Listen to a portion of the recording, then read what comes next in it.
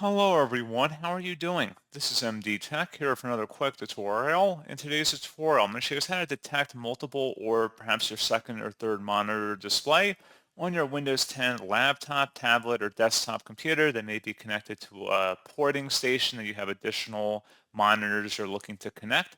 So this should hopefully be a pretty straightforward process, guys. And without further ado, let's go ahead and jump right into it. So first, make sure that monitor is properly configured and connected to your device physically if you're using an actual cable connection. And then you want to open up the search menu and type in settings. Best result should come back with settings. Go ahead and open that up. And then you want to scroll down underneath system. Go ahead and select the system tile here. And then under system, select display. And now on the right side, you want to scroll down underneath multiple displays. Older displays might not always connect automatically. Select detect to try to connect to them. Select detect here, and then give it a moment, and then your second or third monitor should appear. I mean, it should become immediately available and visible for you to use. And that's pretty much it.